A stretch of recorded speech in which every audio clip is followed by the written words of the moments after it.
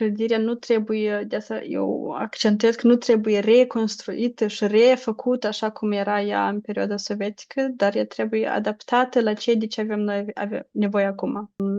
Și în Elveția și în Germania și în general despre discursul la nivel de arhitectură la moment tendează spre utilizarea ceea ce deja avem, valorificarea ceea ce deja avem și abia dacă observăm că nu este posibil deloc să folosim ceea ce avem, demolarea trebuie să fie ultima instanță, ultimul pas dacă toate celelalte chestii nu sunt posibile. Să creăm un spațiu care ar putea aduce o plus valoare atât oamenilor care locuiesc în prejur, cât și spațiului pentru spațiu public, prin lărgirea spațiului public din fața hotelului până în spatele lui, este de a crea mai mult spațiu care a fost redus prin prejur. Adică cumva de a compensa pentru ceea ce s-a făcut în ultimii 30 de ani, contrasens de fapt cu ideile care au fost de a demola hotelul și de a construi ceva care ar fi și mai mult suprafață, și mai mulți oameni care să fie acolo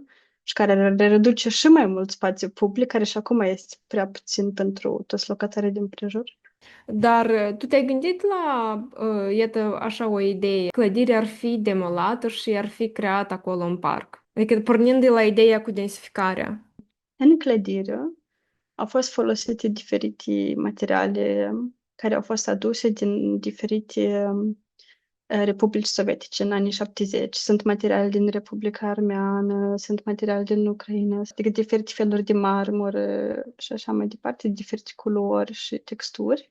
Asta poate și la întrebarea cât e de ușor de demolat. Nu cred că e deloc ușor de demolat clădirea asta. Clădirea poate fi și, cum am spus, și birou, și locuințe, și hotel, și ateliere, și așa mai departe. Asta tot ar funcționa.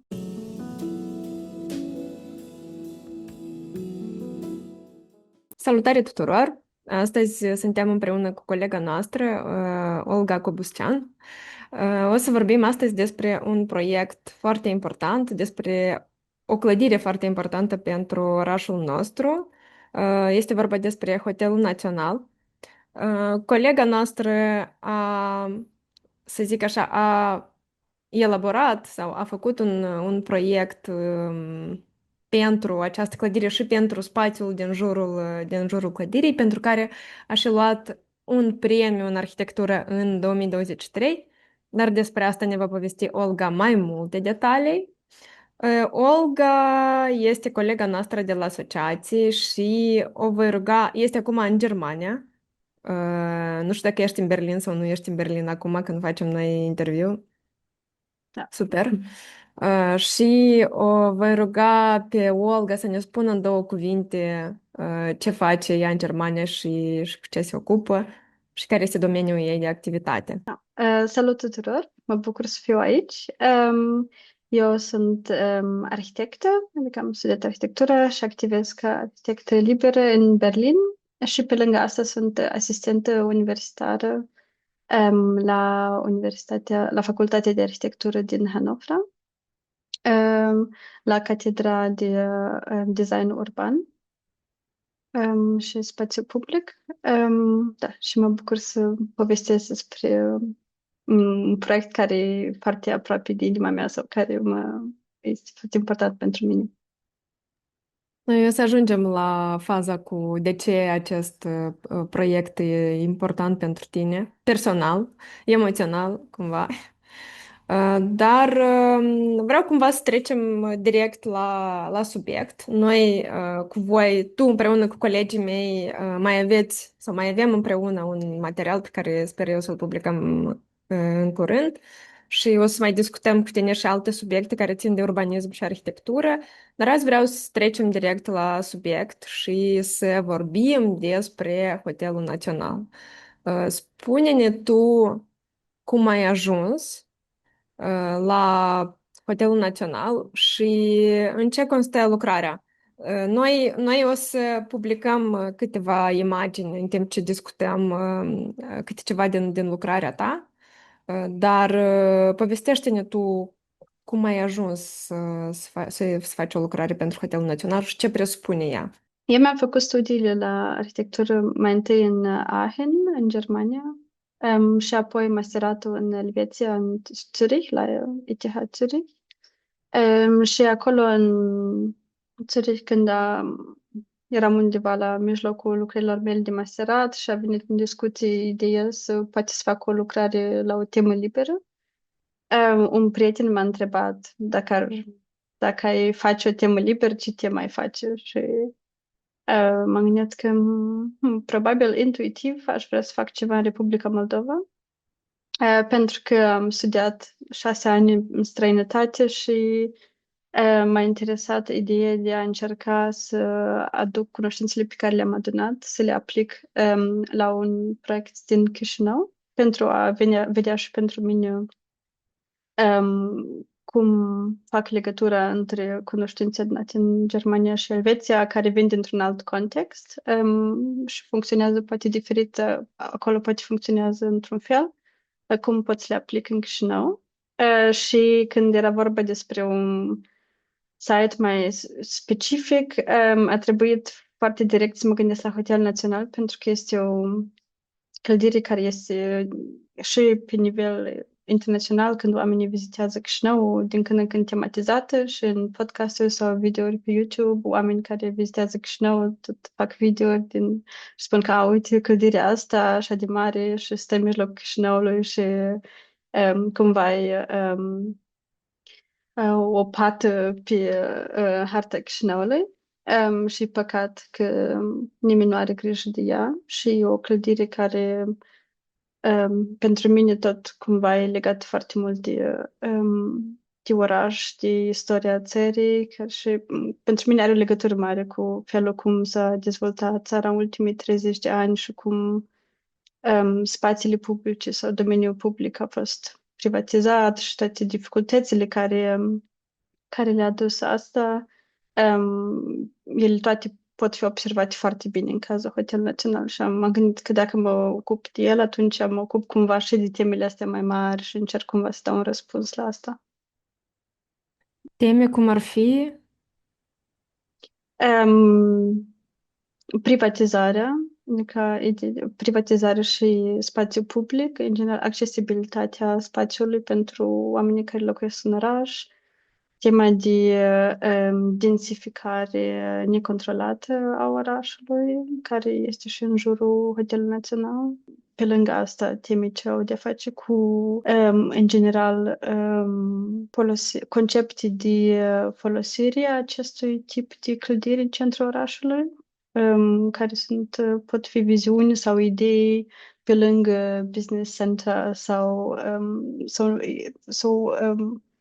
ceva care să aibă spunem, un sens mai mare pentru public, adică pentru locuitorii orașului. Da, și chestii ce au de face și cu transportul și cu locurile de parcare și cu spațiu verde în oraș, adică toate temele astea pot fi abordate pe exemplu Hotelului Național. Și sigur că și tema despre cum lucrăm cu clădiri de genul ăsta, adică la nivel practic. Cum le putem să le refolosim fără ca să le reconstruim. Da, plus că mie mi se pare că vorbim și despre cumva și despre sustenabilitate a clădirilor în special. Eu recent am și făcut un curs noi agende urbane în care se spune clar că orașele ar trebui să promoveze reutilizarea clădirilor existente, a patrimoniului existent și nu demolarea și construirea unor noi, pentru că asta ține și de aspectul ecologic, cumva. Plus la asta ascultam într-o zi cineva, o cercetătoare în domeniul arhitecturii și ea spunea că clădirile moderniste, care este și Hotelul Național, sunt foarte dificil de demolat și foarte dificil de reabilitat și dificil de demolat. Dar e mai ușor să le reabilitezi decât să le demolezi. Da. Da, cred și eu și domeniul ăsta, chestia asta ecologică e un aspect foarte important pentru că mai ales și în Elveția și în Germania și în general despre discursul la nivel de arhitectură la moment tendează spre utilizarea ceea ce deja avem valorificarea ceea ce deja avem.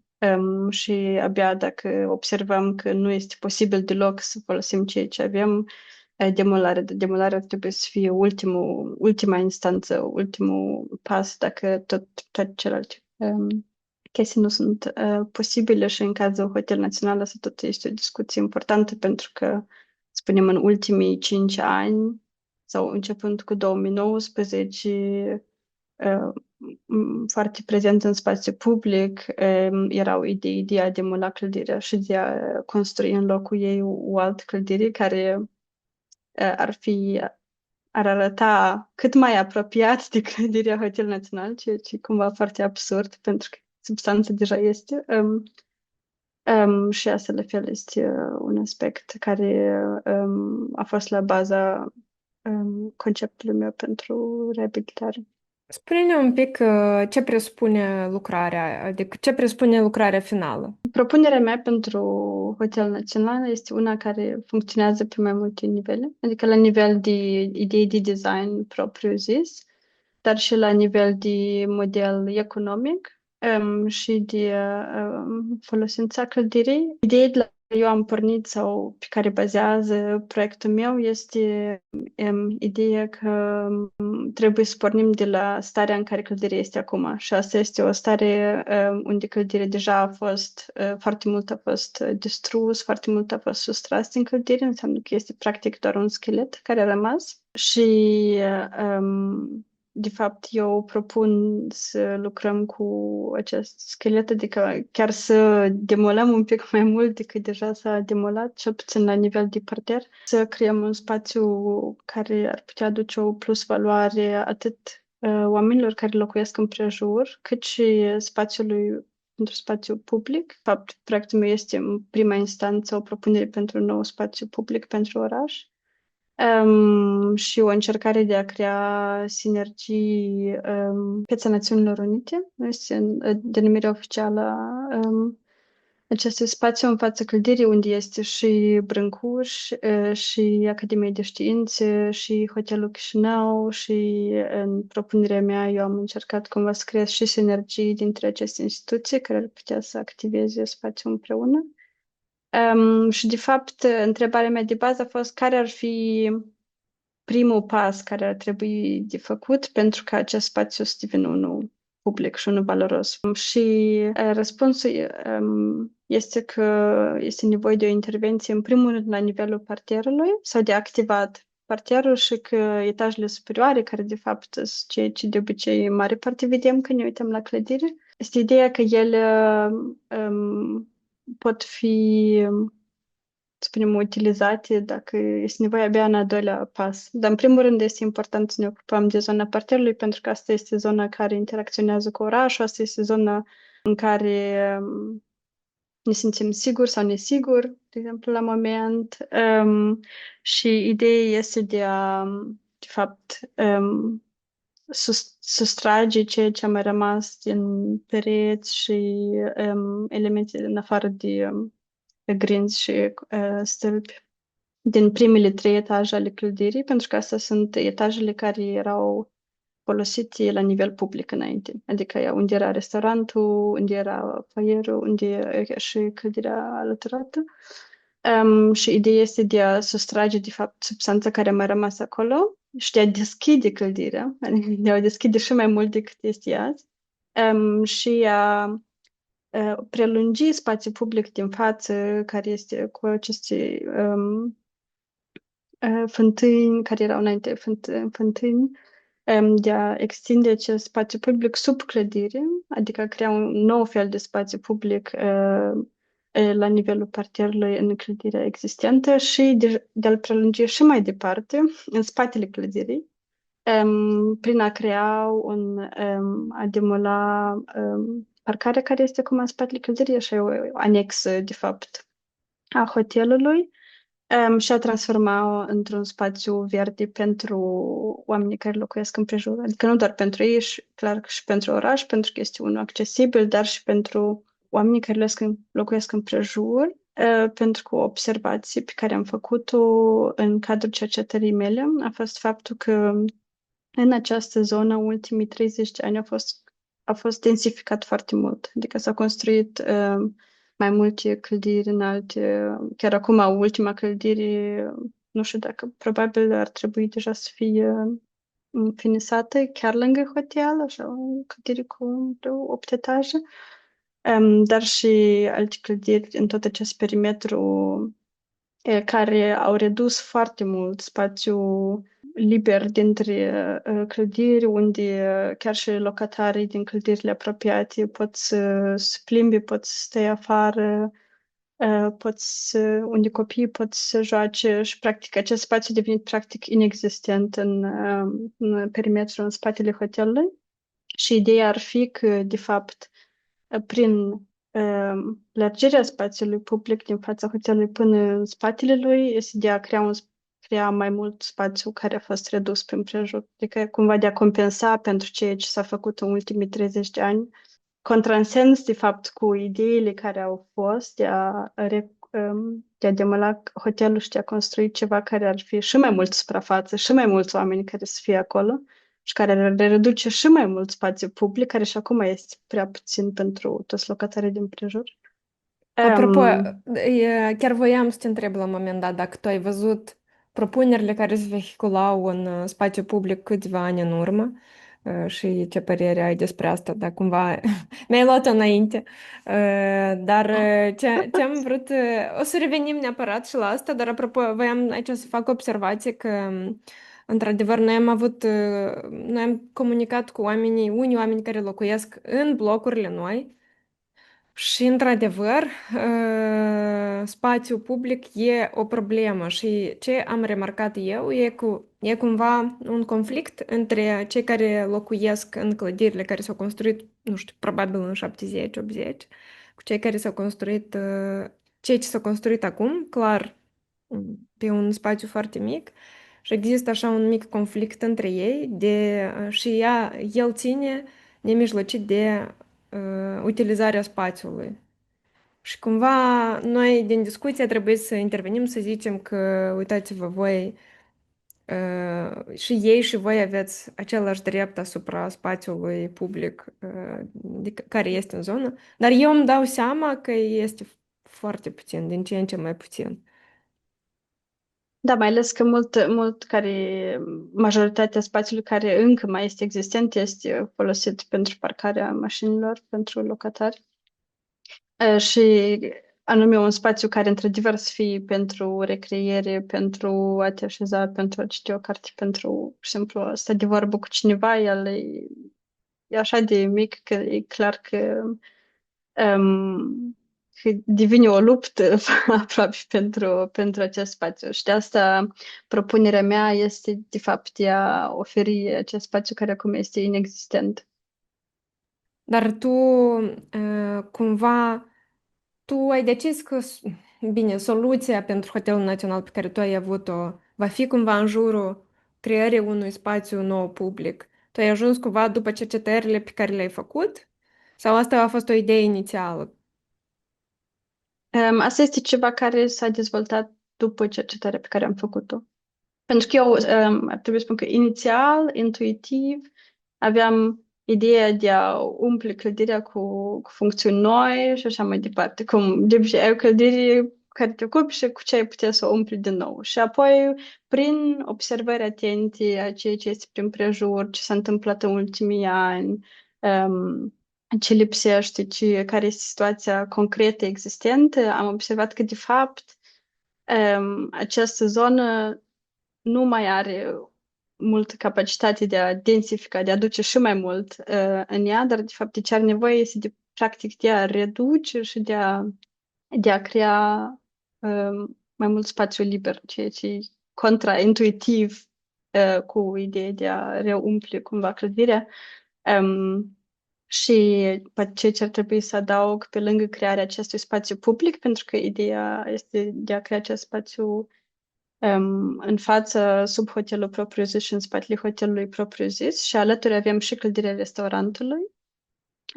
Și ideea ar fi ca clădirea restaurantului să fie cea care cumva și activează acest spațiu, pentru că la un spațiu public este sigur important și ca cineva să aibă ochii pe el sau să creeze așa un sentiment că cineva are și grijă și careva elemente de activare și ideea ar fi ca clădirea restaurantului să fie o clădire cu funcție publică comunitară, adică care să aibă și sinergii, cum am spus, și cu Academia de Științe și cu Brâncu și cu sala de expoziții.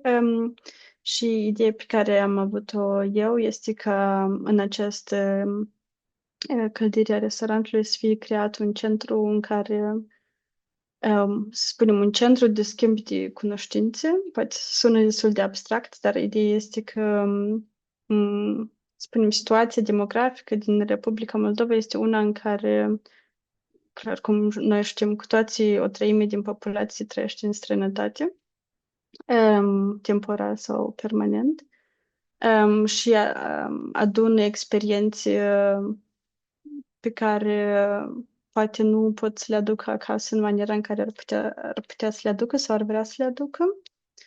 Pe de altă parte avem o migrare de la sat la oraș mare și prin aceasta avem și o pierdere cumva de anumite tehnici și cunoștințe care nu mai pot fi practicate așa cum au fost practicate la sat. Și ideea ar fi ca acest centru să ofere spații și de reședință, unde oameni care vin de la sat sau oameni care locuiesc în străinătate să poată să vină pentru o anumită perioadă de timp, nu știu, pentru o săptămână, pentru câteva luni, adică să fie programe unde ei să poată să vină să lucreze acolo, să facă workshop-uri și să împărtășe cunoștințele lor cu, cu oamenii de pe loc, din oraș sau care vin și ei din alte părți. Și ca să se creeze o anumită legătură între aceste diferite grupuri de persoane care poate la moment încă cumva, spunem, au vieți foarte paralele, nu? Adică fiecare cu experiența lui și ideea ar fi ca această clădire să ofere spații unde se poate să existe un adevărat schimb de experiență și schimb de cunoștințe de la sat la oraș, din interiorul țării, exteriorul țării.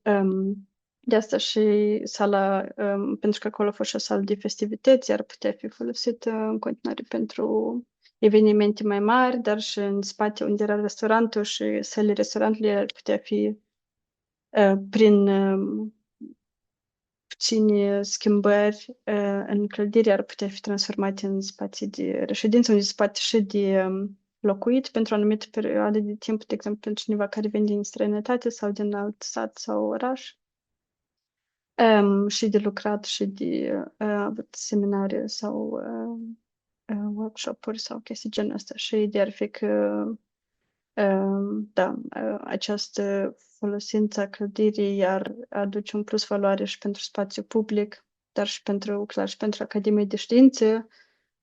Sinergia cu Academia de Științe ar putea fi și la nivel de cunoștințe și de schimb de experiență, dacă să vorbim despre acest centru, dar și o idee pe care am avut-o eu a fost ca parcul care să fie creat în spatele Hotelului Național să fie un parc unde experimental, pentru că Academia de Științe ei doar tot au o secțiune aparte care se ocupă de botanică și de pflanțe și animale și ca parcul din spatele Hotelului Național să fie un loc unde se pot să fie plantate și experimentat cu plante care sunt, de exemplu, pe cale de dispariție în Republica Moldova, se poate de experimentat în ce mod ele pot să se adapte la viața în oraș sau în ce mod poate unele din ele ar putea fi și o soluție la schimbările climatice sau unde într-adevăr se poate de încercat lucruri noi.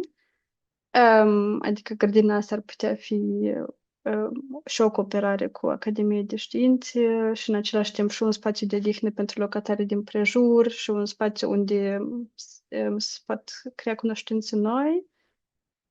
Și la fel la ideea asta de schimb de experiențe și cunoștințe, o idee practic a fost și ca fântânile din fața sau nu știu dacă fântâne e cuvântul corect, ele numesc fântânile din fața, havuzurile, da. Da, da. Havuzurile din fața hotelului, el doar sunt două gropi mari acum care stau goale. Ca ele să, pentru că așa spunem, havuzuri la nivelul ăsta să fie refolosite așa cum erau înainte, sunt costuri foarte mari și nu știu dacă poate să aduc plus valoare, adică dacă se merită. De asta ideea a fost ca ele să fie umplute cu pământ și să fie folosite ca grădini urbane, adică și la nivelul ăsta de schimb de cunoștințe dintre agricultură, care de fapt este o, să spunem, domeniu încă poate de bază în societatea noastră sau unde mulți pot să împărtășească cunoștințe unii cu alții, mai ales în transferul ăsta de la sat la oraș, și spațiul dintre havuzuri să fie acoperit cu o pergolă unde se poate să crească și vițe de vie, adică să poate crea premise um, pentru ca în toamnă oamenii să vină împreună, să facă o clacă și să adune, nu știu, să adune strugurii sau să aibă grijă de această grădină. Um, adică în proiectul meu sunt diferite momente sau situații sau propuneri cum la nivel de fapt de scară destul de mică se poate de creat premise pentru oameni de a veni împreună, de a face schimb de cunoștințe și de a se cunoaște mai bine. Cred că eu am impresia că e ceva ce poate ar fi frumos ca orașele să poată oferi mai mult. Adică oportunități ca oameni cu diferite background-uri, cu diferite experiențe, chiar să vină și poate să cunoască unii pe alții. Și la nivelul ăsta de cunoaștere și de a face ceva împreună, spunem încă o idee de bază a proiectului, pentru că eu cumva pentru mine o tradiție foarte importantă în Republica Moldova este claca. Clar că e o tradiție care în forma ei originară sau pe care o știm până în anii 90 de a construi împreună casa din lut. Nu mai este așa de des întâlnită, dar cumva tradiția s-a reușit să transforme, nu? Pentru că aveam chiar și la Hotel Național, a fost în ultimii ani, au fost de câteva ori organizate pleci pentru a curăți havuzurile sau pentru a face cumva a curăți acest spațiu public. Și eu, în ideea proiectului meu, a fost un aspect a fost de a crea o clacă care să aducă oamenii împreună să contribuie la crearea acestui spațiu public. Și asta ar fi la nivel de material.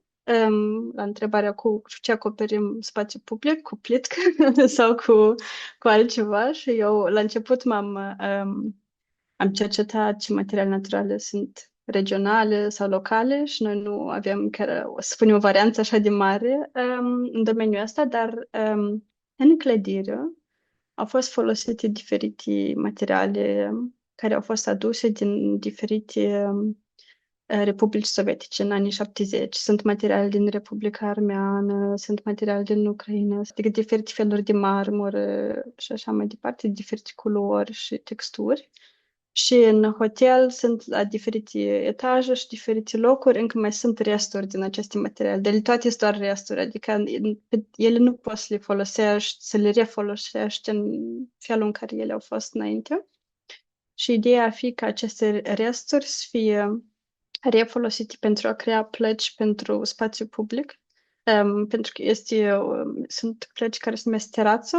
Asta se face o mixtură din ciment și atunci poți să pui doar resturi de pietre într-o formă și atunci torni mixtura asta de ciment în formă și la urmă ai o placă unde vezi toate aceste resturi de materiale devin un fel de textură pentru spațiu public. Și partea bună, spunem, acestei fel de creare a plecilor este una destul de prietenoasă când e vorba de procese participative și ar putea fi creată o clacă, spunem o clacă mare unde în 2-3 weekenduri cetățenii din Chișinău sau și din alte regiuni se poate să vină și să toarne împreună aceste pietre, să aranjeze resturile de marmură, mă știu eu, în aceste forme și copii și maturi și oameni în vârstă și să contribui la crearea, de fapt, materialului care o să fie baza spațiului public din fața, știi, sub Hotel Național.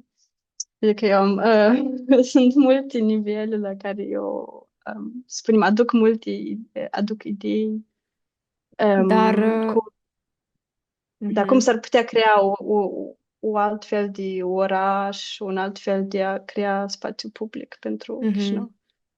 mhm. Zi-mi, te rog, da. Deci, să înțeleg că cumva te-ai bazat mai mult pe, deci, spațiu public, clădirea restaurantului, parter. Ce soluție ai tu pentru clădire? Sau ea rămâne cumva... Eu am testat diferite idei pentru partea superioară a clădirii, pentru etajele superioare și, de fapt, ceea ce am descoperit eu prin testările pe care le-am făcut eu este că ea poate fi folosită în diferite moduri.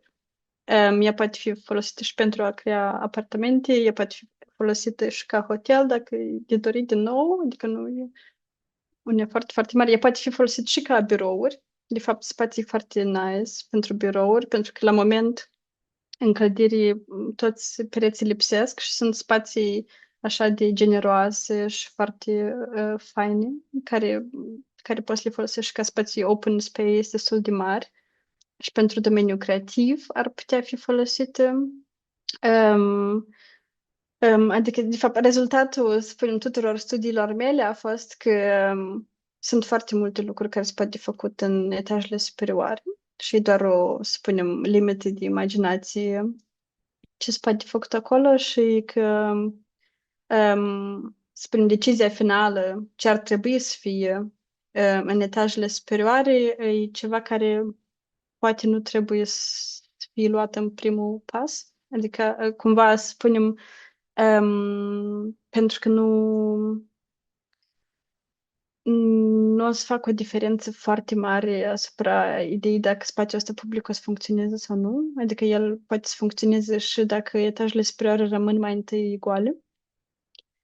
Um, și de asta, într-un fel, statementul meu a fost că, ok, trebuie să luăm lucrurile astea pas cu pas, pentru că oricum foarte des la noi, așa cum știm noi, mai întâi spune ideea că vrem să facem ceva enorm și nu mai știu cum.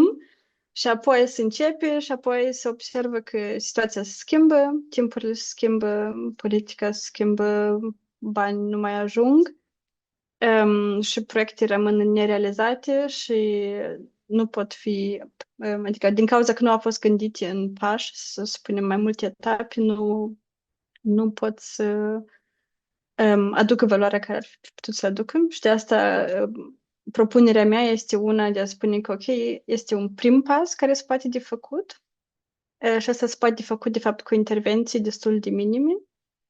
Și după asta se poate de făcut și în al doilea pas, se poate de umplut și etajele de sus.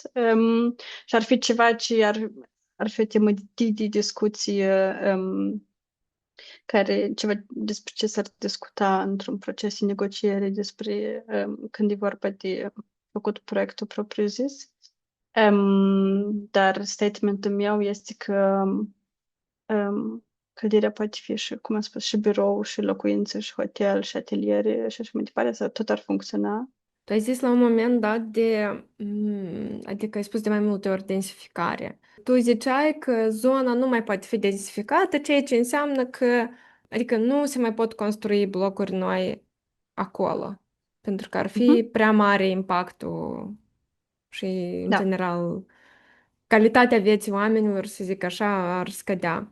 Dar tu te-ai gândit la, iată, așa o idee, clădirea ar fi demolată și ar fi creat acolo un parc. Adică pornind de la ideea cu densificarea. Mhm. Ar fi o idee, dar eu consider că prin asta am pierde un element foarte important. Mhm. Poate un aspect, de fapt, e bine că pui întrebare, pentru că un aspect despre care încă nu am vorbit deloc este clădirea propriu-zisă și valoarea ei. Mhm. Pentru că spunem că primul pas pe care eu spun că ar trebui de făcut este de vorbi despre ce înseamnă de a pune clădirea asta sub protecție. Pentru că în timpul studiului meu și în timpul lucrării mele de masterat, clădirea a fost propusă de a fi pus sub protecție și a fost pus sub protecție de Consiliul Înțeles. Monumentelor. Și eu consider că asta este un pas foarte important pentru că clădirea este una din cele mai elegante exemple de modernism sovietic din Republica Moldova. Și spunem de ce multor nu le place clădirea în viața de în ziua de astăzi. Nu este felul cum clădirea a fost concepută și cum ea de Mhm. fapt este și arată, este faptul că este neîngrijită. Eu am petrecut foarte mult timp pe Facebook și am citit mii de comentarii ce au de face cu clădirea pentru a înțelege și pentru mine cum este percepută clădirea de fapt, cum a fost perceput mai înainte, cum este perceput acum, cum s-a schimbat asta pe parcursul anilor. De asta eu am făcut un research foarte mare de, să spunem, toate posturile și comentariile legate de hotel în ultimii 30 de ani de pe Facebook sau 20 de ani.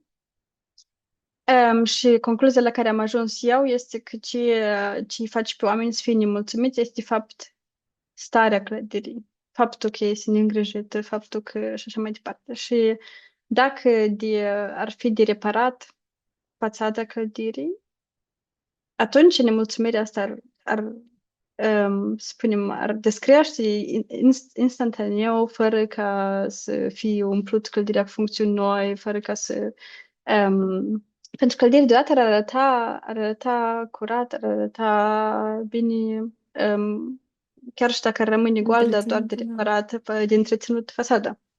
Și asta ar fi un pas, de fapt, pasul pe care îl propun eu, pentru că ar fi trebuit discutat despre ce punem sub protecție și ce înseamnă protecția acestui tip de arhitectură. Înseamnă asta că vrem să reconstruim clădirea așa cum a fost, că vrem ca ea să arate așa cum a arătat în anii 70, că vrem ca ea să aibă aceleași ferestre pe care le-a avut în anii 70, același interior și așa mai departe, sau ne concentrăm pe care sunt aspectele esențiale sau ce face clădirea asta specială. Și asta, de fapt, este fațada și ea ar trebui păstrată și reparată și asta ar fi și un case study unde s-ar putea de implicat și experți internaționali în domeniul reparării acestui fel de beton armat, care de fapt sunt plăci foarte subțiri.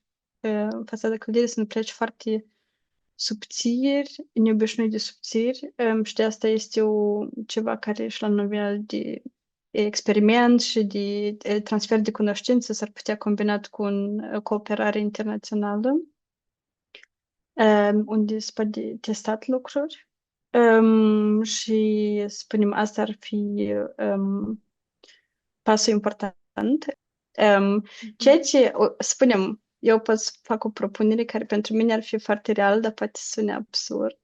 Putem să gândim clădirea ca un spațiu public, adică să o lăsăm goală și să creăm, pur și simplu, infrastructură ca să fie sigur de urcat sus și um, dacă să gândim clădirea ca spațiu public, se poate de tăiat unele plăci, să spunem, orizontale, de creat spații mai înalte, se poate creat spații de jucat în clădire și să o lăsăm deschisă și fără fasadă. Tot e o idee. De fapt, de asta și propunerea mea de a lăsa-o mai întâi goală lasă și opțiunea asta, spunem, deschisă. Dar clădirea ar trebui, indiferent de ceea ce vrem să facem în acel loc, cred că păstrarea clădirii este un lucru foarte important pentru păstrarea nu doar pentru păstrarea unei părți a identității, cumva, a țării noastre, pentru că, spunem așa, dar ar fi și o atracție, pentru că valoarea arhitecturii în acel timp, spunem, crește cu cât clădirile se devin mai vechi, ceea ce contravine faptului că ele devin, cum starea lor se agravează. Um, dar observăm și din alte țări care au fost în Uniunea Sovietică sau țări comuniste unde s-a construit, să spunem, arhitectură de genul ăsta, că interesul pentru așa fel de arhitectură crește cu timpul. Și asta ar fi prin păstrarea și valorificarea acestei arhitecturi, asta ar fi, să spunem, o valoare și turistică și la nivel de atracții pentru țară și pentru oraș, în această zonă centrală a orașului, mult mai mare decât dacă am demolat clădirea și am construit altceva în locul ei, care nu are în primul rând, nu are valoare, pentru că ea vine din acel timp.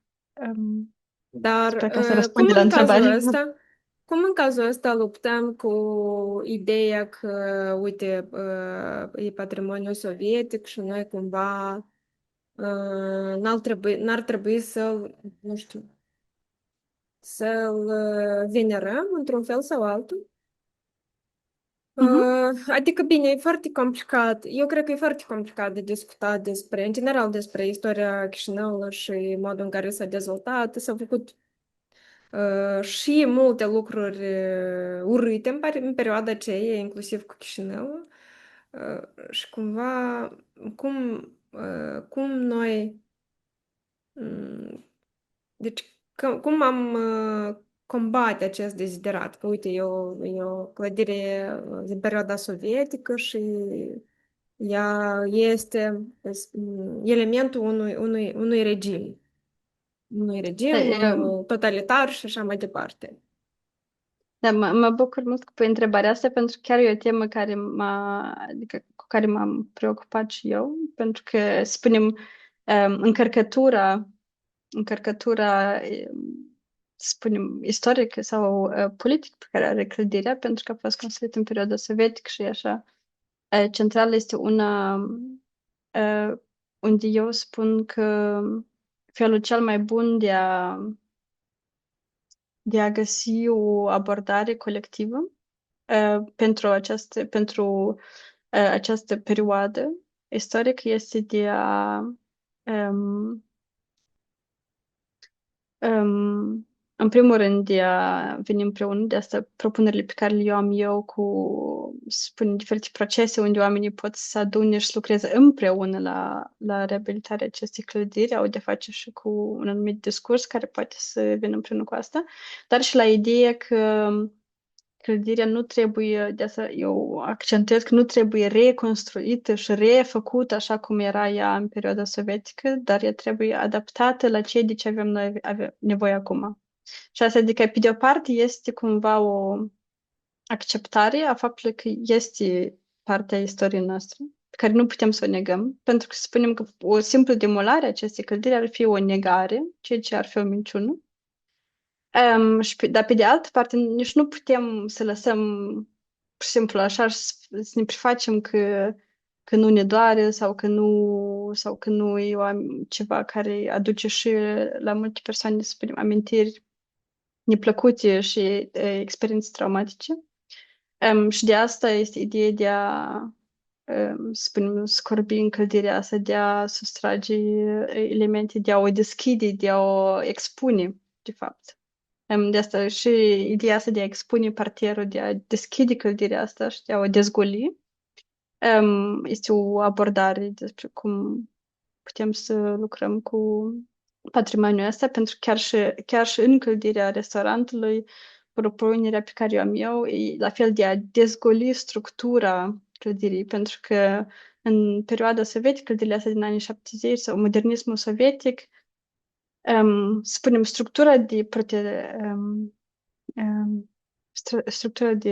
susținere a clădirii, ea a fost creată, să spunem, din motive economice și așa mai departe, schelet, dar ele a fost mereu așa împachetată frumos, nu? Împachetată cu suprafețe, împachetată cu tapete, împachetată cu mai știu eu.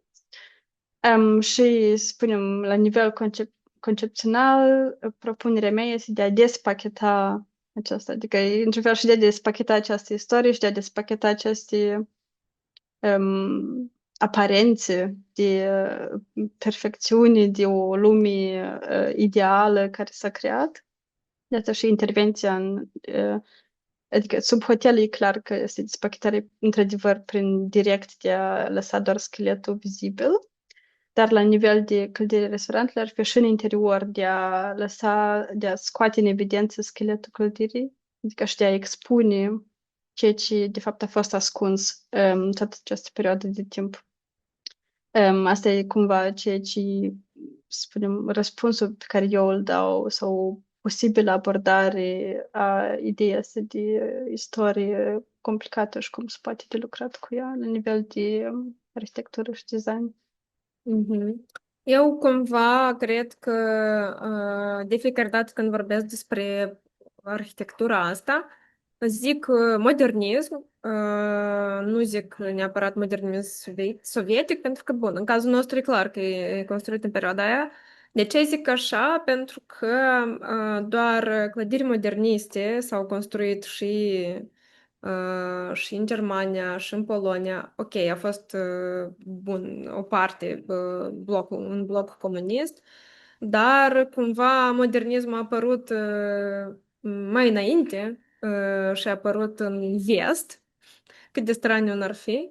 Și cumva, bun, noi tot timpul vorbim despre asta, încercăm să vorbim despre faptul că modernismul, de fapt, astfel de arhitectură a apărut în vest ca răspuns la, mă rog, război, primul război mondial, da, necesitatea de a construi mai, știu, mai efectiv, mai simplu, mai repede.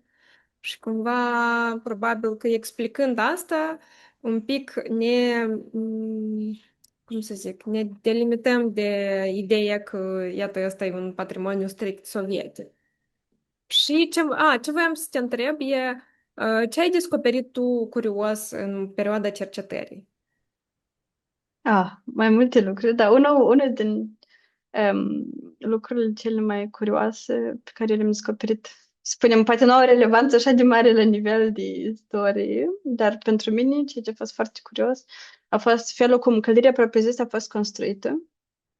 Pentru că ea, și asta are de face și cum o paralelă și cu intervenția mea, pentru că primele trei etaje, adică de parter și restaurant, care sunt etajele pe care eu propun să fie publice și care și-au fost publice în anterior, ele au fost construite din beton armat pe loc și toate etajele deasupra au fost prefab, adică au fost prefabricate.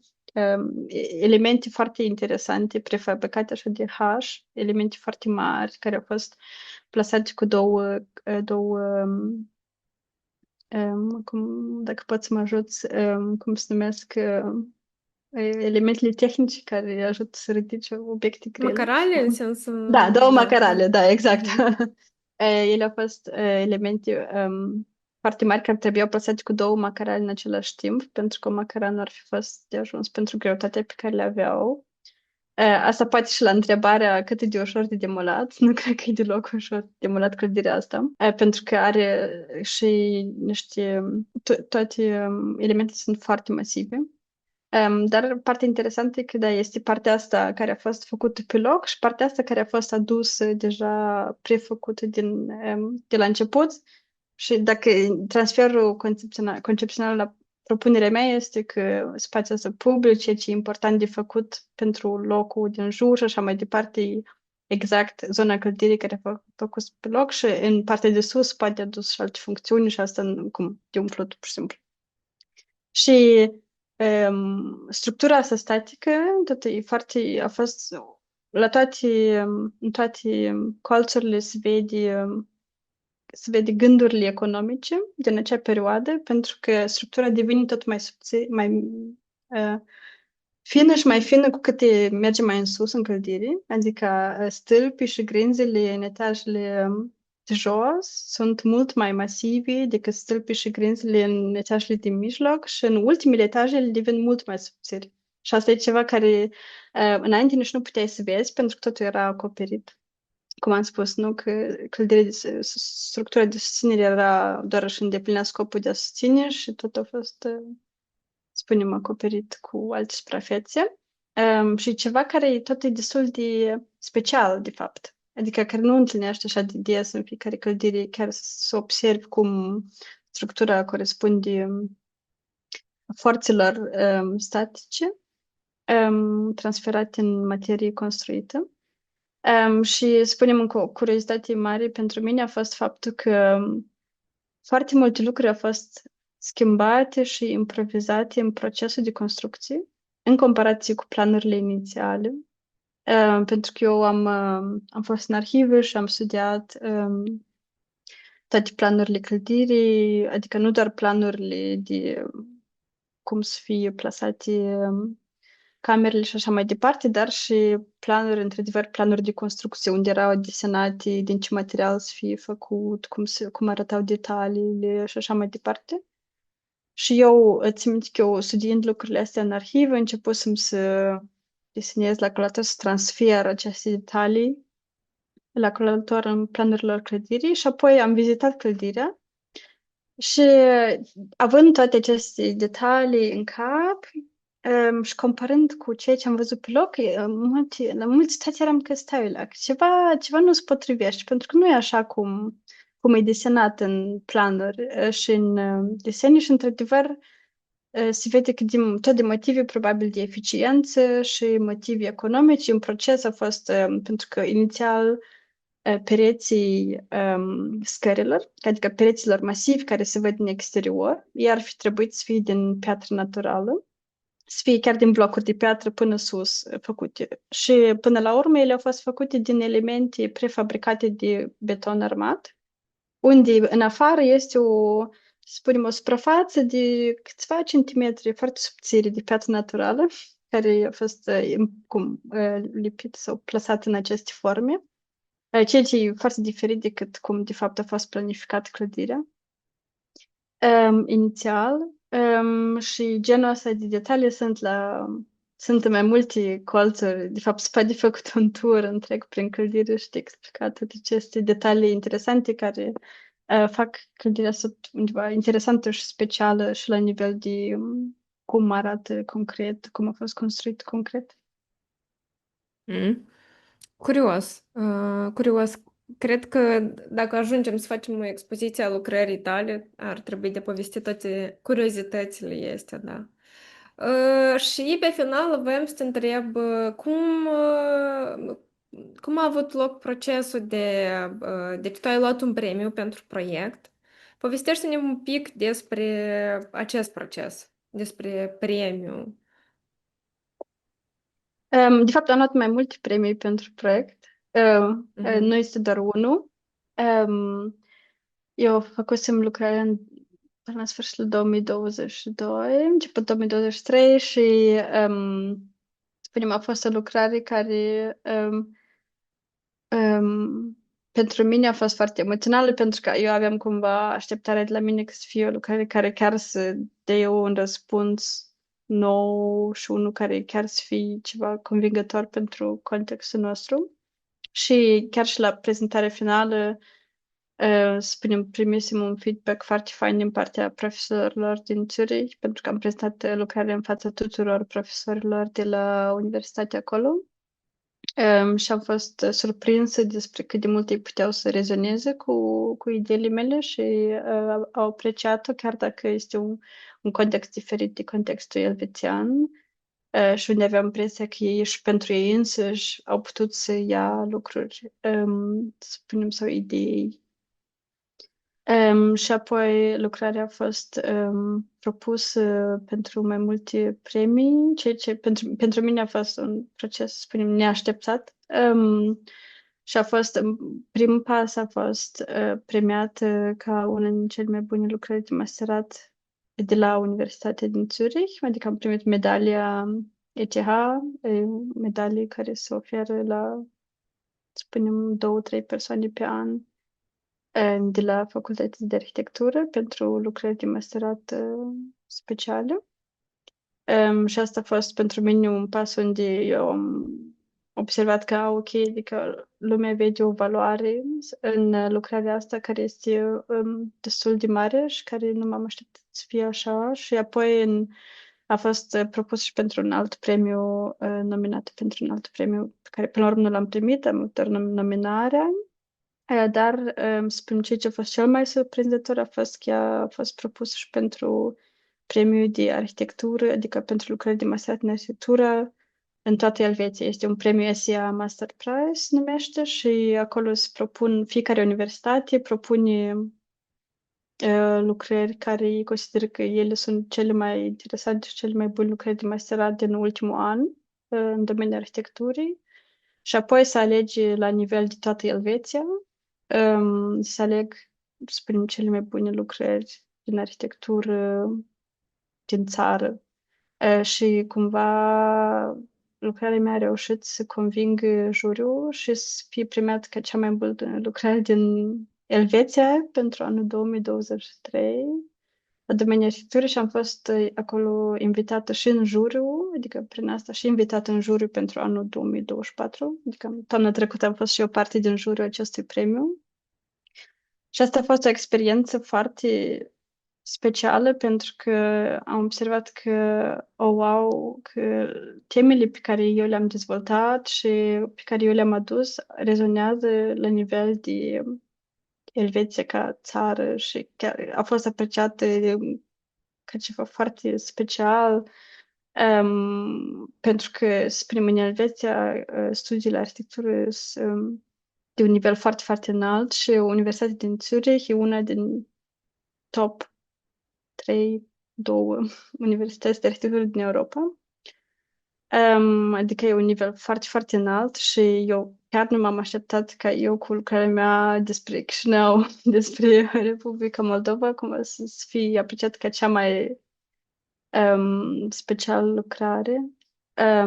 Și asta mi-a dat, cum spunem, încredere în faptul că, ok, ideile pe care le-am dezvoltat au o valoare care merg și mai departe decât granițele, spunem, țării noastre sau și granițele universității și a lucrării propriu-zise. Um, și după asta, pentru că după premiul asta la nivel de țară, lucrarea a fost expusă și în Muzeul Național de Arhitectură din Elveția vara trecută. Adică câteva luni de zile a fost posibil de vizitat desenele mele originale pe care le-am făcut toate de mână, spunem, în muzeul din bază și lucrarea am prezentat-o și în Aachen, în Germania, unde după masteratul meu am revenit să lucrez ca asistent universitară, înainte ca să mă mut în Berlin anul trecut. Și ceea ce m-a mișcat pe mine a fost faptul că în toate contexturile în care eu am prezentat lucrarea mea până acum, ea a fost publicată și undeva cu jumătate ani în urmă într-o altă publicație cu lucrări de masterat la nivel internațional de arhitectură a fost că ok, că ideile astea rezonează tot, adică în fiecare context în care m-am mișcat și în care le-am prezentat, cumva a fost o rezonare cu ceea ce eu am făcut și asta um, să spunem, m-a încurajat mult să continui, pentru că cumva ideea mea este să reușesc să aduc lucrarea în sfârșit cândva și acasă. A trecut deja mai mult de 2 ani și eu sper că să aduc ideile astea acasă pentru că mă gândesc că, ok, dacă reușit să ating așa de mulți oameni în Germania și în Elveția și ar fi păcat că dacă se ocupă contextul nostru să nu o aduc, de fapt, înapoi, că ceea ce a fost ideea inițială a proiectului. Super fain. Știi care e faza despre asta? Nu prea s-a cunoscut aici și asta este păcat. Cumva de premii, de proiect, de lucrare. Dar eu sper foarte mult că poate în timp să facem și noi o expoziție cu lucrarea ta. Sper că totuși ideile lucrării tale să ajungă mai departe. Sper foarte mult că totuși nu se va merge cu ceea ce am văzut anterior. Bine, până la partea asta de arhitectură, acolo vorbim și de o parte legală care e cumva mai complicată. Aspectul legal dintr-un proiect imobiliar sau care ține de patrimoniu sau nu neapărat ține de patrimoniu nu este rezolvat, atunci e clar că și nici soluțiile finale nu sunt cele mai adecvate. Și atunci o să vedem, noi o să veghem tot ce se întâmplă cu Hotelul Național. Ție îți mulțumesc, Olga, și sper foarte mult să ducem mai departe lucrarea ta.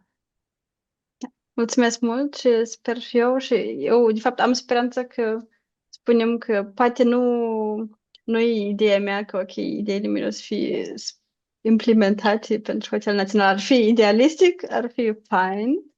Dar spunem, nu e ceva ce eu văd ca realistic, dar sper că cel puțin pentru că am impresia că ideile pe care le aduc sunt de diferite, abordează așa de multe teme diferite că ele s-ar putea Așa, așa de am adus în văzut discuție și și eu. în cadrul altor Exact. proiecte, în cadrul Da. altor spații și asta ar fi foarte fain. Da, m-ar bucura și Așa eu mi s-a dacă... părut și mie lucrarea, pentru că atinge cumva mai multe aspecte și atunci, măcar dacă nu se va ține cont de lucrarea ta în totalitate, măcar de anumite aspecte, da? De exemplu, de aspectul de care tu spuneai că clădirea e foarte greu de demolat, și asta reiese din cercetare pe care tu ai făcut-o în cadrul lucrării. Spațiul public în zonă este foarte puțin, prea puțin deja, și atunci Da, asta iarăși este un aspect care ar trebui luat în considerare neapărat. Da, da, de mulțumesc acord mult, cu tine. da, mulțumesc mult, Aneta, și pentru timp și pentru întrebările tale. Da, mersi și Um, ție tare mult pentru timp. Și da, cu siguranță că mai vorbim.